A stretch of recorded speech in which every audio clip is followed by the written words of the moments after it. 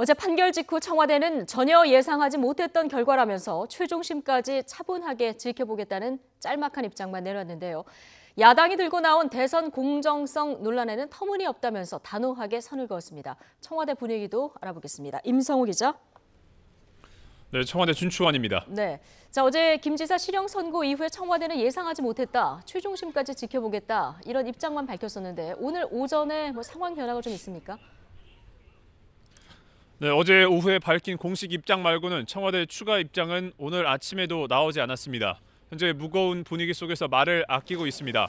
어제 충격의 여파는 계속 이어지고 있는데요. 오늘 오전에 있을 예정이었던 김의겸 청와대 대변인의 정례 브리핑도 노영민 비서실장 주재의 수석 보좌관 회의가 있다는 이유로 이뤄지지 않았습니다.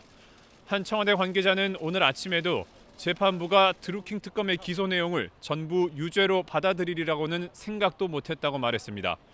또 다른 청와대 관계자도 청와대 참모들 대부분이 충격을 받았다며 지금 누구보다도 마음이 아플 사람은 문재인 대통령일 거라고 설명했습니다. 청와대는 앞으로도 판결 자체에 대해선 추가 입장을 내놓지 않는다는 기조를 정했습니다.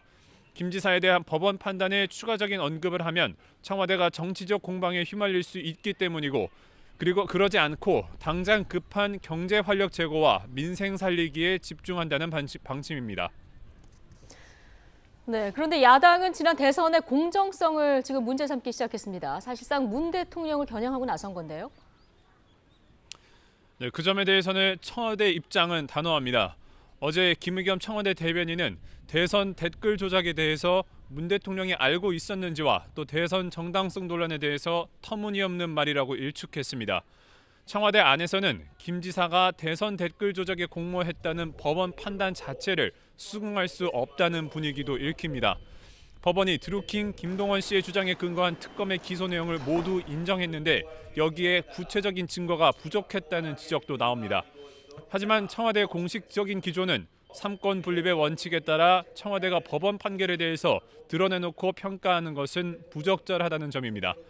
그러면서 이번 판결을 근거로 지난 대선의 공정성을 문제 삼으려는 야당의 정치 공세에는 단호히 대처한다는 것이 청와대 입장입니다.